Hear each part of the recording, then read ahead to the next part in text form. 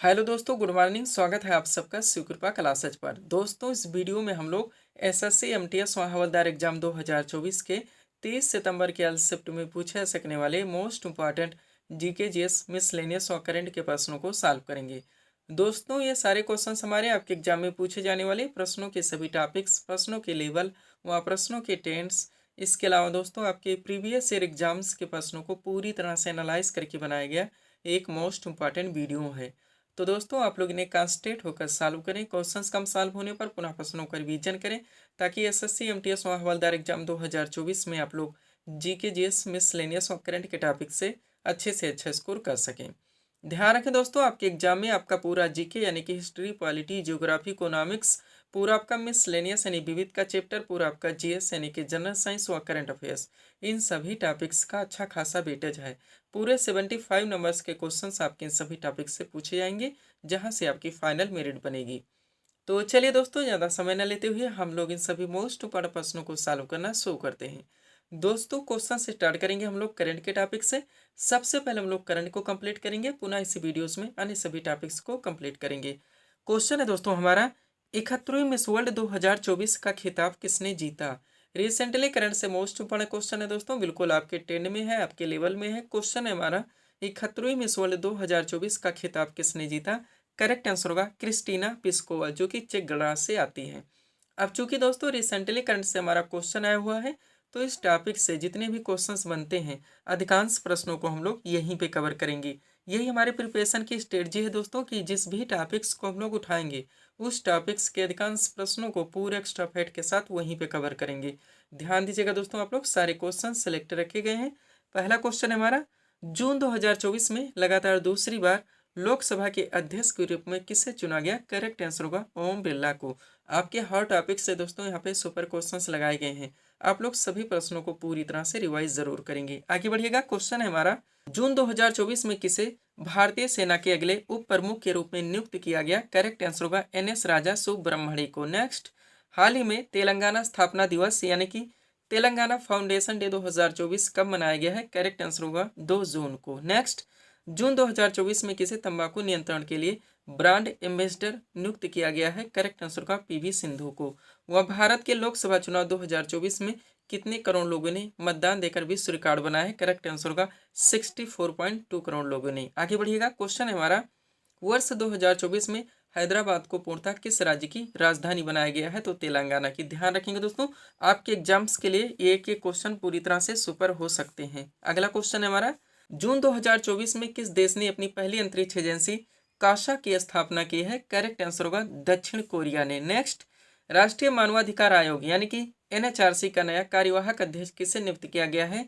Correct answer होगा विजय भारती सयानी को। अगला क्वेश्चन है हमारा, 18वें लोकसभा चुनाव 2024 में किस राजनीतिक पार्टी ने सबसे ज्यादा सीटें जीती हैं?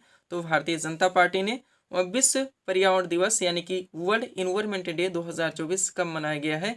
करेक्ट आंसर होगा 5 जून को। आगे बढ़िएगा। क्वेश्चन है आपका, किसे दीनदयाल बंदरगाह प्राधिकरण के अध्यक्ष के रूप में नियुक्त किया गया है? करेक्ट आंसर होगा सुशील कुमार सिंह को। नेक्स्ट, जून 2024 में किसने एशिया के सबसे अमीर व्यक्ति का खिताब फिर से हासिल कर लिया है? तो गौतम अडानी। ध्यान रखेंगे, थोड़े क्वेश्चन और करंट के रह गए हैं, पुनः हम लोग अगले टॉपिक्स को कंप्लीट करेंगे।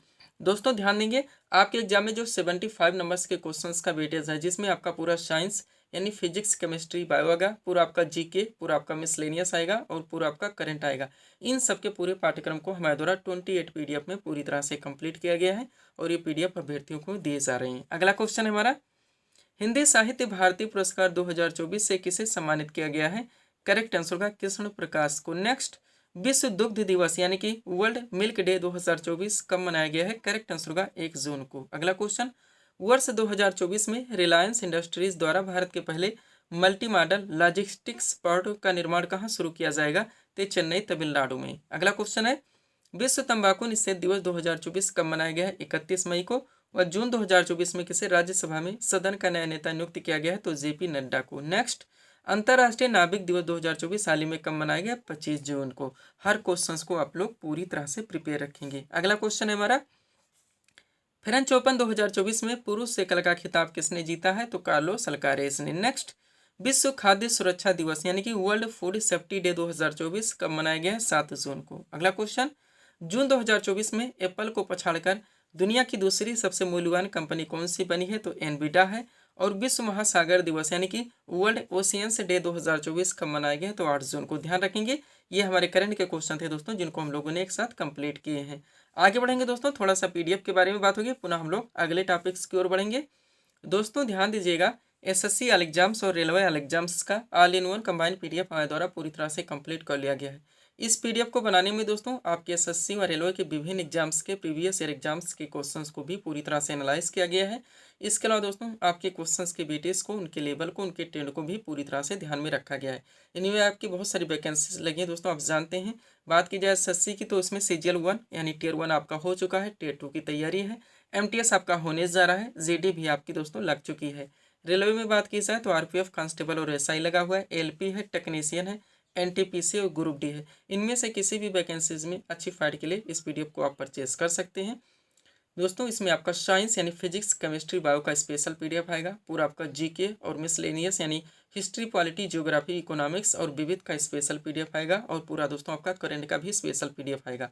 मात्र 100 रुपीज़ इसकी पेड फीस रखी गई। व्हाट्सएप नंबर आप लोगों के सामने, जहां पर आप जुड़कर पीडीएफ ले सकते हैं। बढ़ेंगे दोस्तों हम लोग अगले टॉपिक्स की ओर। अगला क्वेश्चन दोस्तों हमारे सामने है, देखेंगे किस टॉपिक से है। क्वेश्चन रखा गया है, हरिप्रसाद चौरसिया का संबंध किस वाद्य से? करेक्ट आंसर होगा बांसुरी से। क्वेश्चन हमारा किस टॉपिक से लगा हुआ है दोस्तों? वादक एवं उनके वाद्य यंत्र, जो कि आपका सुपर टॉपिक है, ट्रेंडिंग टॉपिक है, एवरग्रीन टॉपिक है। आपके हर शिफ्ट में दोस्तों यहाँ से क्वेश्चन देखने को मिलेंगे। तो सब कुछ पूरी तरह से कंप्लीट करके सीट आपके सामने लगा दी गई। अगर इस सीट को आप पूरी तरह से प्रिपेयर रखते हैं, वादक एवं वाद्य यंत्र टॉपिक से आपके एग्जाम में कोई भी क्वेश्चन आते हैं, ना क्वेश्चन आपसे मिस होंगे और ना ही क्वेश्चन आपसे गलत होंगे। इसी में से दोस्तों ऑलरेडी आपके एग्जाम्स में क्वेश्चंस बनते रहते हैं और कंटिन्यू रिपीट होते रहते हैं। तो चलिए दोस्तों इस सुपर टॉपिक्स को हम लोग पूरी तरह से कंप्लीट करना शुरू करते हैं। क्वेश्चन था हमारा, हरिप्रसाद चौरसिया का संबंध किस वाद्य यंत्र से है? करेक्ट आंसर होगा बांसुरी से। अब इस सीट को दोस्तों थोड़ा सा अपने सामने करते हैं, देखिएगा इंपॉर्टेंट पॉइंट के जरिए वादक एवं उनके वाद्य यंत्र टॉपिक को पूरी तरह से कंप्लीट किया गया है। चलिए शुरू करते हैं हम लोग। पहला पॉइंट है दोस्तों, जाकिर हुसैन, अल्लाह रखा खां, गुदई महाराज, सफात खान और लतीफ़ खां। 5 नाम यहाँ पर ध्यान रखेंगे, पांचों मोस्ट इंपॉर्टेंट हैं, ये तबला वादक हैं। नेक्स्ट, पंडित रविशंकर, बिलायत खां, निखिल बनर्जी, वंदे हसन और शाहिद परवेज। 5 नाम यहाँ पर भी ध्यान रखेंगे, पांचों मोस्ट इंपॉर्टेंट हैं, ये सितार वादक हैं। अगला है हरिप्रसाद चौरसिया, पन्नालाल घोष, रोनू मजूमदार और राजेंद्र कुलकर्णी। 4 नाम यहाँ पे ध्यान रखेंगे, चारों मोस्ट इंपॉर्टेंट है, ये बांसुरी वादक हैं। अगला है अमजद अली खां, अलाउद्दीन खां, अली अकबर खां और हाफिज खां। 4 नाम यहाँ पर भी ध्यान रखेंगे, चारों मोस्ट इंपॉर्टेंट है, ये सरोद वादक हैं। आगे बढ़िएगा, उस्ताद बिस्मिल्लाह खान और दयाशंकर जगन्नाथ, केवल 2 नाम ध्यान रखेंगे, दोनों मोस्ट इंपॉर्टेंट है, ये शहनाई वादक हैं। नेक्स्ट, गोविंद स्वामी पिल्लई, एल सुब्रह्मण्यम, केवल 2 नाम ध्यान रखेंगे, दोनों मोस्ट इंपॉर्टेंट है, ये वायलिन वादक हैं। आगे बढ़िएगा, अब केवल एक नाम ध्यान रखें, उस्ताद रहमान खान जो कि पखावज से हैं। एक ही नाम ध्यान रखें, टीबी गोपाल कृष्णन जो कि मृदंग से हैं। एक ही नाम ध्यान रखें, नीरू स्वामी पिल्लई जो कि नादस्वरम से हैं। एक ही नाम ध्यान रखें, शिव कुमार शर्मा जो कि संतूर से हैं। एक ही नाम ध्यान रखें, असद अली खां जो कि रुद्र वीणा से हैं। एक ही नाम ध्यान रखें, यू श्रीनिवासन जो कि मैंडोलिन से हैं। और एक ही नाम ध्यान रखें, अन्नपूर्णा देवी जो कि सुरबहार से हैं। इतना दोस्तों अगर आप प्रिपेयर रखते हैं तो इस टॉपिक से आपके क्वेश्चंस मिस नहीं हो सकते। यही वजह है दोस्तों कि हम अपने वीडियोस में कभी ऑप्शन से नहीं पढ़ाते। ऑप्शन से चीज़ें आपकी कभी क्लियर नहीं हो सकती, केवल टाइम टेकिंग होगा और आपके किसी मतलब का नहीं निकलेगा। आपका सितार का बांसुरी में चला जाएगा और सरोद का आपका तबला में आ जाएगा। अब इस सीट को आप जब चाहें 1 मिनट में रिवाइज कर सकते हैं। बढ़ेंगे दोस्तों हम लोग अगले क्वेश्चंस की ओर। पीडीएफ के बारे में ऑलरेडी बता चुके हैं दोस्तों, एसएससी एग्जाम्स जितनी वैकेंसीज लगी और रेलवे में जितनी लग चुकी हैं, इनके पीडीएफ को हमारे द्वारा पूरी तरह से कंप्लीट कर लिया गया है।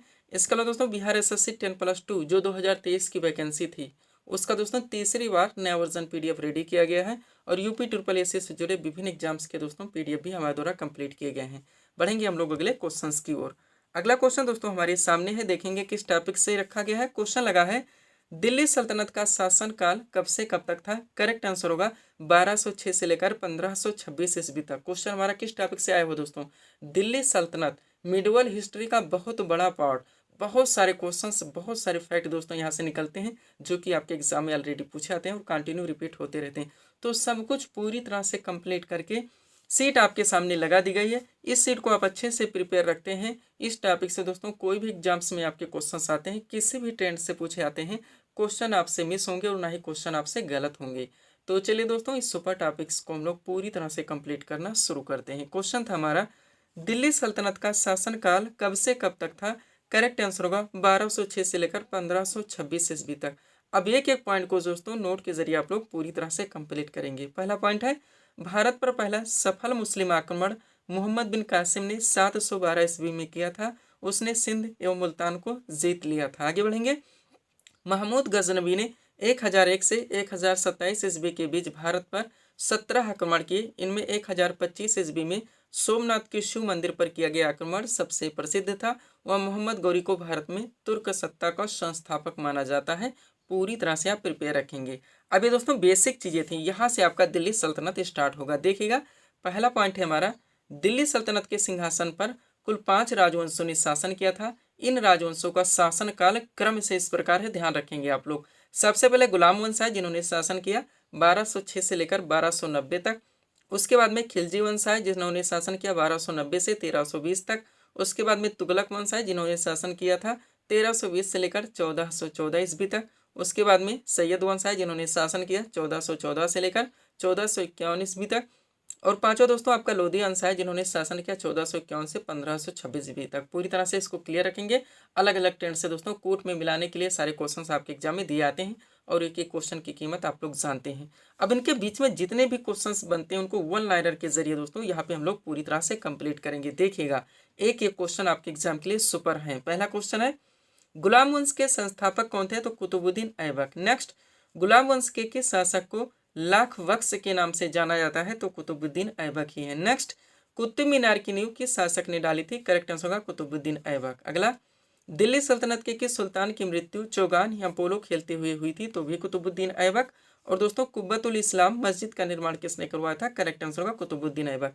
कुतुबुद्दीन ऐबक से जुड़े 5 सवाल पूरी तरह से क्लियर रखेंगे। नेक्स्ट, तुर्कानी चहलगानी दल का गठन किसने किया था? इल्तुतमिश ने। नेक्स्ट, दिल्ली सल्तनत के किस सुल्तान ने इक्तादारी प्रथा चलवाई थी? तो इल्तुतमिश ने। अगला है, कुतुब मीनार के निर्माण कार्य को किसने पूरा करवाया था? इल्तुतमिश ने। नेक्स्ट, दिल्ली सल्तनत की दरबारी भाषा क्या थी? तो फारसी थी। और किताबुल हिंद की रचना किसने की थी? करेक्ट आंसर होगा अल बरूनी ने। आगे बढ़िएगा, क्वेश्चन है हमारा, आगरा नगर की स्थापना किसके द्वारा की गई थी? सिकंदर लोदी के द्वारा। और भारत की प्रथम महिला मुस्लिम शासिका कौन थी? करेक्ट आंसर होगा रजिया सुल्तान। नेक्स्ट, रजिया सुल्तान ने कब से कब तक शासन किया था? तो 1236 से लेकर 1240 तक। लौह एवं रक्त की नीति किसने अपनाई थी? बलबन ने। और दीवाने अर्ज की स्थापना किसने की थी? करेक्ट आंसर होगा बलबन ने। हर क्वेश्चन को आप लोग पूरी तरह से प्रिपेयर रखेंगे। आगे बढ़िएगा, क्वेश्चन है हमारा, बाजार नियंत्रण प्रणाली किसने अपनाई थी? अलाउद्दीन खिलजी ने। यात्री दोस्तों, तुगलक वंश का संस्थापक कौन था? गयासुद्दीन तुगलक। यात्री इब्न बतूता किस देश का निवासी था? मोरक्को का। किताबुल रहला नामक पुस्तक की रचना किसने की थी? इब्न बतूता ने। अलाई दरवाजा का निर्माण किसने करवाया था? अलाउद्दीन खिलजी ने। और तुगलक नामा की रचना किसने की थी? करेक्ट आंसर होगा अमीर खुसरो ने। और अगर इतना आप लोग दोस्तों अच्छे से प्रिपेयर रखते हैं, दिल्ली सल्तनत से आपके क्वेश्चन मिस नहीं हो सकते। पीडीएफ के लिए हमारा व्हाट्सअप नंबर लगा हुआ है। बढ़ेंगे दोस्तों हम लोगों के लिए क्वेश्चन की ओर। अगला क्वेश्चन दोस्तों हमारे सामने देखेंगे किस टॉपिक से क्वेश्चन रखा गया है, हर्षचरित नामक पुस्तक के लेखक कौन है? करेक्ट आंसर होगा वाण भट्ट। आपका सुपर टॉपिक दोस्तों, प्राचीन पुस्तकें एवं उनके लेखक। आप देखेंगे आपके हर शिफ्ट में यहाँ से क्वेश्चन देखने को मिलेंगे। वो हर टॉपिक्स दोस्तों जहाँ जहाँ से आपके एग्जाम्स में क्वेश्चंस बनने हमारे द्वारा आपके पीडीएफ में पूरी तरह से प्रिपेयर कर दिया गया है। तो चलिए दोस्तों, इस मोस्ट इम्पॉर्टेंट टॉपिक्स को हम लोग पूरी तरह से कंप्लीट करना शुरू करते हैं। क्वेश्चन था हमारा, हर्षचरित नामक पुस्तक के लेखक कौन है? करेक्ट आंसर होगा वाण भट्ट। टॉपिक है हमारा महत्वपूर्ण प्राचीन पुस्तकें एवं उनके लेखक। इस सीट को थोड़ा सा अपने सामने करते हैं। देखिएगा, एक तरफ महत्वपूर्ण पुस्तकों के नाम दिए गए हैं, दूसरी तरफ संबंधित लेखक के नाम दिए गए हैं। स्टार्ट करते हैं दोस्तों हम लोग पृथ्वीराज रासो से। इनके लेखक चंद्रवरदायी थे। Next, Gitanjali, gardener, post office और गोरा, 4 बुक्स के नाम दिए गए हैं। चारों मोस्ट इंपॉर्टेंट हैं, ये रविन्द्रनाथ टैगोर के हैं। 49 डेज के लेखक अमृता प्रीतम है। 10 टू पाकिस्तान के लेखक खुशवंत सिंह हैं। रंगभूमि के लेखक प्रेमचंद हैं। आगे बढ़िएगा, पल्लव के लेखक दोस्तों सुमित्रा नंदन पंत हैं। कुरुक्षेत्र और उर्वशी दोनों ध्यान रखेंगे, मोस्ट इंपॉर्टेंट हैं। इनके लेखक रामधारी सिंह दिनकर हैं। आगे बढ़िएगा, अगला क्या है दोस्तों आपका, अनहैप्पी इंडिया, जिनके लेखक लाला लाजपत राय हैं। भारत भारती के लेखक मैथिली शरण गुप्त हैं। कागज से कैनवास के लेखक अमृता प्रीतम है। पंचतंत्र के लेखक विष्णु शर्मा है। द कंपनी ऑफ वीमेन के लेखक खुशवंत सिंह है। प्रेम वाटिका के लेखक रस खान हैं। नेचुरल हिस्ट्री के लेखक पिलनी हैं। बुद्ध चरितम के लेखक अश्व घोष हैं और कादम्बरी के लेखक दोस्तों बाण भट्ट हैं। वो हर टॉपिक्स जहाँ पे उठाए जा रहे हैं दोस्तों पूरी तरह से वहीं पे कंप्लीट कर दिए जाते हैं। आगे बढ़ेगा क्या दोस्तों, द इंडियन स्ट्रगल जिनके लेखक सुभाष चंद्र बोस हैं। शाहनामा के लेखक फिरदौसी हैं। सूर सागर, सूर सारावली और साहित्य लहरी इनके लेखक सूरदास जी हैं। हुमायूंनामा की लेखिका गुलबदन बेगम हैं। लाइफ डिवाइन के लेखक अरविंद घोष हैं। अनामिका के लेखक सूर्यकांत त्रिपाठी निराला हैं। यामा के लेखक महादेव वर्मा हैं। एन एरिया ऑफ डार्कनेस के लेखक दोस्तों वी.एस. नायपाल हैं। ध्यान रखेंगे आप लोग। आगे बढ़ते हैं, अगला आपका क्या है, हिंदू व्यू ऑफ लाइफ जिनके लेखक डॉक्टर सर्वपल्ली राधाकृष्णन हैं।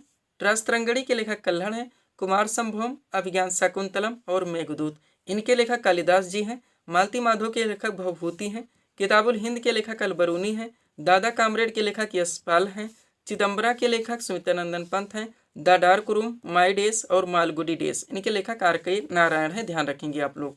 आगे बढ़ते हैं, अगला आपका क्या दोस्तों, चंद्रकांता जिनके लेखक देवकीनंदन खत्री हैं। कामसूत्र के लेखक वात्स्यायन हैं। हितोपदेश के लेखक नारायण पंडित हैं। अर्थशास्त्र के लेखक चाणक्य कौटिल्य हैं। इनका एक और नाम है दोस्तों विष्णुगुप्त। कामायनी के लेखक जयशंकर प्रसाद हैं। अष्टाध्यायी के लेखक पाणिनि हैं। इंडिका के लेखक मेगास्थनीस हैं। ध्यान रखेंगे आप लोग। आगे बढ़ते हैं, अगला आपका क्या है दोस्तों, गीत गोविंद जिनके लेखक जयदेव हैं। पद्मावत के लेखक मलिक मोहम्मद जायसी हैं। आईने अकबरी और अकबरनामा दोनों ध्यान रखेंगे लेखक अबुल फजल हैं। बीजा के लेखक कबीरदास जी हैं। गोदान और कर्मभूमि लेखक प्रेमचंद हैं। इंटरनल इंडिया की लेखिका दोस्तों इंदिरा गांधी हैं। कुली के लेखक मुल्कराज आनंद हैं और मृच्छ कटिकम के लेखक दोस्तों शूद्रक हैं। इतना आप लोग को इस टॉपिक से भी पूरी तरह से प्रिपेयर रखने ताकि कोई भी क्वेश्चन किसी भी टॉपिक से आपका मिस ना हो। पीडीएफ के लिए हमारा व्हाट्सएप नंबर लगा हुआ है। बढ़ेंगे दोस्तों हम लोग अगले क्वेश्चंस की ओर। अगला क्वेश्चन दोस्तों आपके सामने है, देखेंगे किस टॉपिक से क्वेश्चन रखा गया है। रामलला दर्शन योजना किस राज्य सरकार के द्वारा शुरू की गई है। करेक्ट आंसर होगा छत्तीसगढ़ राज्य सरकार के द्वारा। क्वेश्चन हमारा किस टॉपिक से लगा है दोस्तों, विभिन्न राज्यों की जो महत्वपूर्ण योजनाएं आपका सुपर टॉपिक्स रहेगा। आपके हर शिफ्ट में दोस्तों यहाँ से क्वेश्चन देखने को मिलेंगे, तो जितने भी मोस्ट इंपॉर्टेंट हो सकते हैं सब कुछ पूरी तरह से कंप्लीट करके सीट आपके सामने लगा दी गई। इस सीट को दोस्तों आप लोग अच्छे से प्रिपेयर रखेंगे। चलिए शुरू करते हैं हम लोग। क्वेश्चन था हमारा, रामलला दर्शन योजना किस राज्य सरकार के द्वारा शुरू की गई है। करेक्ट आंसर होगा छत्तीसगढ़ राज्य सरकार के द्वारा। अब इस सीट को दोस्तों थोड़ा सा अपने सामने करेंगे। देखिएगा टॉपिक है हमारा विभिन्न राज्यों की महत्वपूर्ण योजनाएं। स्टार्ट करते हैं हम लोग। पहला क्वेश्चन है, किस राज्य सरकार के द्वारा युवाओं को ब्याज मुक्त ऋण देने के लिए स्वयं योजना लॉन्च की गई है। तो ओडिशा सरकार के द्वारा की गई। ध्यान रखेंगे एक एक क्वेश्चन आपके एग्जाम के लिए सुपर हो सकते हैं और एक एक क्वेश्चन की कीमत आप लोग जानते हैं। नेक्स्ट, राज्य के युवाओं में उद्यमिता को बढ़ावा देने के लिए किस राज्य सरकार के द्वारा यम युवा योजना की शुरुआत की गई है। तो उत्तर प्रदेश सरकार के द्वारा की गई है। नेक्स्ट, मार्च 2024 में किस राज्य सरकार ने विधवा पुनर्विवाह प्रोत्साहन योजना की शुरुआत की है। तो झारखंड राज्य सरकार के द्वारा की गई है। नेक्स्ट, किस राज्य या केंद्र शासित प्रदेश के द्वारा मुख्यमंत्री महिला सम्मान निधि सम्मान योजना की शुरुआत की गई है। तो नई दिल्ली सरकार के द्वारा की गई है। ध्यान रखेंगे आप लोग। आगे बढ़ते हैं, अगला क्वेश्चन आपका क्या है, किस राज्य सरकार ने इंदिराम्मा आवास योजना शुरू करने की घोषणा की है।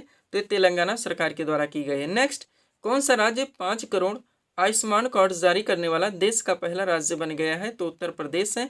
वह फरवरी 2024 में 100% घरेलू नल जल कलेक्शन हासिल करने वाला दोस्तों पूर्वोत्तर का पहला राज्य कौन सा बना है। तो अरुणाचल प्रदेश है। ध्यान देंगे। नेक्स्ट, किस राज्य सरकार के द्वारा YSR आरोग्य श्री योजना की शुरुआत की गई है। तो आंध्र प्रदेश सरकार के द्वारा की गई है। नेक्स्ट, किस राज्य सरकार ने बेरोजगार युवाओं के लिए युवा निधि योजना की शुरुआत की है। तो कर्नाटक सरकार के द्वारा की गई है। वह किस राज्य सरकार के द्वारा लखपति वैदेव योजना की शुरुआत की गई है। तो असम सरकार के द्वारा की गई है। वहाँ किस राज्य सरकार ने मुख्यमंत्री विश्वकर्मा पेंशन योजना की शुरुआत की है। तो राजस्थान राज्य सरकार के द्वारा की गई। सारे क्वेश्चंस आप लोग पूरी तरह से प्रिपेयर रखेंगे, आपके एग्जाम के लिए सुपर क्वेश्चन है। नेक्स्ट, पुरानी पेंशन योजना यानी कि OPS लागू करने वाला पूर्वोत्तर का पहला राज्य सिक्किम है। सुपर क्वेश्चन है आपके एग्जाम के लिए। नेक्स्ट, किस राज्य सरकार के द्वारा रामलला दर्शन योजना प्रारंभ की गई। तो छत्तीसगढ़ राज्य सरकार के द्वारा की गई है। और किस राज्य ने my school my pride life योजना की शुरुआत की है। तो हिमाचल प्रदेश राज्य सरकार के द्वारा की गई है। PM विश्वकर्मा योजना लागू करने वाला पहला केंद्र शासित प्रदेश कौन सा है। तो जम्मू कश्मीर है। और किस राज्य के मुख्यमंत्री ने मुख्यमंत्री श्रमिक कल्याण योजना की शुरुआत की है। तो अरुणाचल प्रदेश सरकार के द्वारा की गई है। नेक्स्ट, किस राज्य ने मुख्यमंत्री लाडली बहन आवास योजना का शुभारंभ किया तो मध्य प्रदेश सरकार ने। और किस राज्य ने महिलाओं के लिए लाडली बहना योजना की शुरुआत की तो मध्य प्रदेश सरकार के द्वारा ही किया गया है। नेक्स्ट, किस राज्य सरकार ने महिलाओं के लिए गृह लक्ष्मी योजना मोस्ट इंपॉर्टेंट की शुरुआत की तो कर्नाटक सरकार के द्वारा की गई है। और किस राज्य सरकार ने मुख्यमंत्री नाश्ता योजना की शुरुआत की है तो तमिलनाडु राज्य सरकार के द्वारा की गई। सब कुछ पूरी तरह से आप प्रिपेयर रखेंगे। आगे बढ़ते हम लोग, सब्सक्राइब करें आप हमारी स्टडी चैनल शिव कृपा क्लासेज को इसी तरह के वीडियोस के लिए। अगला क्वेश्चन दोस्तों आपके सामने है, देखेंगे किस टॉपिक से है। क्वेश्चन रखा गया है, फरक्का परियोजना किस नदी पर संचालित है। करेक्ट आंसर होगा गंगा नदी पर। क्वेश्चन आपका किस टॉपिक से लग गया है दोस्तों, आपका सुपर टॉपिक नदी घाटी परियोजना है दोस्तों, या जल विद्युत परियोजना है, बहुउद्देशीय परियोजना है। डायरेक्टली पूछे आते हैं कौन सी परियोजना किस नदी पर संचालित है। तो सब कुछ पूरी तरह से कंप्लीट करके दोस्तों सीट आपके सामने लगा दी गई। इसमें दोस्तों किस नदी या नदियों के संगम पर संचालित है, इसके साथ साथ में किस राज्य या केंद्र शासित प्रदेश में पड़ते हैं, ये भी पूरी तरह से कलेक्ट कर लिया गया है। यानी सीट को अगर आप अच्छे से रिवाइज रखते हैं तो इस टॉपिक से कोई भी क्वेश्चन किसी भी टेंस से पूछे जाते हैं, क्वेश्चन आपसे मिस होंगे और ना ही क्वेश्चन आपसे गलत होंगे। तो चलिए दोस्तों, इस मोस्ट इंपॉर्टेंट टॉपिक्स को हम लोग पूरी तरह से कंप्लीट करना शुरू करते हैं। क्वेश्चन था हमारा, फरक्का परियोजना किस नदी पर संचालित है। करेक्ट आंसर होगा गंगा नदी पर। अभी सीट को थोड़ा सा अपने सामने करेंगे। देखिएगा दोस्तों, सबसे पहले इसमें दिया गया है नदी घाटी या बहुउद्देशीय परियोजनाओं के नाम, उसके बाद में कहाँ पे पड़ते हैं, किस राज्य या केंद्र शासित प्रदेश में, और किस नदी या नदियों के संगम पर यह संचालित है। सब कुछ पूरी तरह से कंप्लीट है। बात की जाए भीमा परियोजना की तो ये महाराष्ट्र में पड़ता है, जो कि पवना एवं कृष्णा नदियों के संगम पर संचालित है। हीराकुड जल विद्युत परियोजना की बात की जाए जो कि ओडिशा में पड़ता है, ये महानदी पर संचालित है। सरदार सरोवर परियोजना दोस्तों आपका गुजरात में पड़ता है, ये नर्मदा नदी पर संचालित है। और इंदिरा गांधी नहर परियोजना दोस्तों ये राजस्थान में पड़ता है, सतलज और ब्यास के संगम पर संचालित है। आगे बढ़िएगा, फरक्का परियोजना पश्चिम बंगाल में पड़ता है, गंगा नदी पर संचालित है। दामोदर घाटी परियोजना झारखंड में पड़ता है, दामोदर नदी पर संचालित है। और इडुक्की परियोजना दोस्तों केरल में पड़ता है, ये पेरियार नदी पर संचालित है। सब कुछ पूरी तरह से आपको प्रिपेयर रखनी है। वो हर टॉपिक समय द्वारा दोस्तों आपके पीडीएफ में कंप्लीट किए गए हैं, जहां जहां से आपके एग्जाम्स में क्वेश्चंस बनने हैं। अगला आपका भाखड़ा नांगल बांध परियोजना जो कि पंजाब में पड़ता है, सतलज नदी पर संचालित है। सोन परियोजना दोस्तों बिहार में पड़ता है, सोन नदी पर संचालित है। काकरा पार परियोजना आपका गुजरात सूरत में पड़ता है, जो कि ताप्ती नदी पर संचालित है। गांधी सागर परियोजना मध्य प्रदेश में पड़ता है, चंबल नदी पर संचालित है। राणा प्रताप सागर परियोजना राजस्थान में पड़ता है, चंबल नदी पर ही संचालित है। नेक्स्ट, जवाहर सागर परियोजना ये भी राजस्थान में पड़ता है, जो कि चंबल नदी पर संचालित है। जो भी क्वेश्चन थोड़ा सा दोस्तों एक दूसरे से मिल सकते हैं उनको एक साथ सेट कर देते हैं ताकि याद रखने में थोड़ी सी आसानी हो सके। माता टीला बांध परियोजना की बात की जाए उत्तर प्रदेश एवं मध्य प्रदेश दोनों क्षेत्रों में पड़ जाता है, बेतवा नदी पर संचालित है। और टिहरी बांध परियोजना दोस्तों आपका उत्तराखंड में पड़ता है, जो कि भागीरथी एवं भीलांगना नदी के संगम पर संचालित है। आगे बढ़िएगा, अगला आपका है दोस्तों नागार्जुन सागर परियोजना जो कि आंध्र प्रदेश में पड़ता है, कृष्णा नदी पर संचालित है। तुंगभद्रा परियोजना आंध्र प्रदेश एवं कर्नाटक दोनों क्षेत्रों में पड़ जाता है, तुंगभद्रा नदी पर संचालित है। थीनबाद दोस्तों पंजाब में पड़ता है, रावी नदी पर संचालित है। और सलाल पनबिजली परियोजना आपका जम्मू कश्मीर में पड़ता है, चिनाब नदी पर संचालित है। ध्यान रखेंगे आप लोग। पीडीएफ के लिए हमारा व्हाट्सअप नंबर लगा हुआ है। बढ़ेंगे दोस्तों हम लोग अगले क्वेश्चन की ओर। अगला क्वेश्चन दोस्तों आपके सामने है, देखेंगे किस टॉपिक से लगा है। क्वेश्चन रखा गया है, फ्रांसीसी ईस्ट इंडिया कंपनी की स्थापना कब हुई थी। करेक्ट आंसर होगा 1664 ईस्वी में। क्वेश्चन किस टॉपिक से आया हुआ है दोस्तों, जो दोस्तों महत्वपूर्ण पूर्वी व्यापारिक कंपनियां थी डाकले उनके दोस्तों इस्टेब्लिश कब हुई, कब वो आई भारत में। डाकले क्वेश्चन पूछाते हैं कौन सी दोस्तों कंपनी कब स्थापित की गई। इसके साथ साथ दोस्तों इस सेट में ऐसे भी क्वेश्चंस मेंशन किए गए हैं जो कि अलग अलग ट्रेंड से आपके एग्जाम्स में पूछे जाते हैं। तो इस सेट को दोस्तों अगर आप पूरी तरह से रिवाइज रखते हैं, इस टॉपिक से कोई भी क्वेश्चन किसी भी ट्रेंड से आते हैं, क्वेश्चन आपसे मिस होंगे और ना ही क्वेश्चन आपसे गलत होंगे। तो चलिए इस मोस्ट इंपॉर्टेंट टॉपिक्स को हम लोग पूरी तरह से कंप्लीट करना शुरू करते हैं। क्वेश्चन था हमारा, फ्रांसीसी ईस्ट इंडिया कंपनी की स्थापना कब हुई थी। करेक्ट आंसर होगा 1664 ईस्वी में। अब देखिएगा टॉपिक है आपका भारत में यूरोपीय व्यापारिक कंपनियों का आगमन। स्टार्ट करेंगे दोस्तों हम लोग। एक तरफ कंपनी के नाम दिए गए हैं और दूसरी तरफ स्थापना वर्ष दिया गया है। स्टार्ट करते हैं। पुर्तगाली ईस्ट इंडिया कंपनी की बात की जाए, इसकी स्थापना 1498 में हुई थी। डच ईस्ट इंडिया कंपनी की स्थापना 1602 में हुई थी। अंग्रेजी ईस्ट इंडिया कंपनी की स्थापना 1600 ईस्वी में हुई थी। डेनिश ईस्ट इंडिया कंपनी की बात की जाए 1616 में स्थापित हुई थी। फ्रांसीसी ईस्ट इंडिया कंपनी 1664 में स्थापित हुई थी। और स्वीडिश ईस्ट इंडिया कंपनी दोस्तों 1731 में स्थापित हुई थी। ध्यान रखेंगे।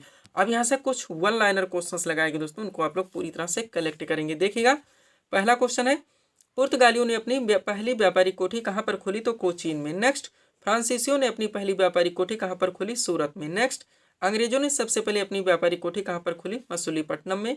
और वास्को डी गामा, ध्यान रखेंगे डेट भी, 17 मई 1498 ईस्वी में भारत के किस बंदरगाह पर पहुंचा था? कालीकट पर, जानते होंगे आप लोग। वांडीवास की लड़ाई कब और किन के बीच में हुई थी? तो 1760 में हुई थी, फ्रांसीसियों ब्रिटिशों के बीच में। और बेदरा का युद्ध कब और किन के बीच में होता? तो 1759 में होता, अंग्रेजों और डचों के बीच में।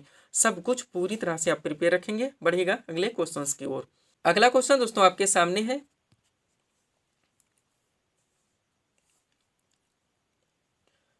अगला क्वेश्चन दोस्तों आपके सामने देखेंगे किस टॉपिक से लगा है। क्वेश्चन रखा गया है विधानसभा सदस्य बनने के लिए न्यूनतम आयु सीमा कितनी है? तो 25 वर्ष। क्वेश्चन का टॉपिक क्या है दोस्तों?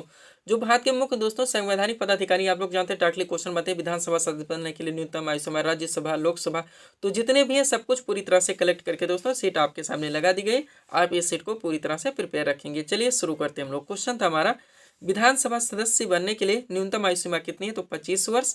अब आपका टॉपिक है दोस्तों भारत के मुख्य पदाधिकारी से संबंधित उम्र संबंधी तथ्य देखेंगे आप लोग।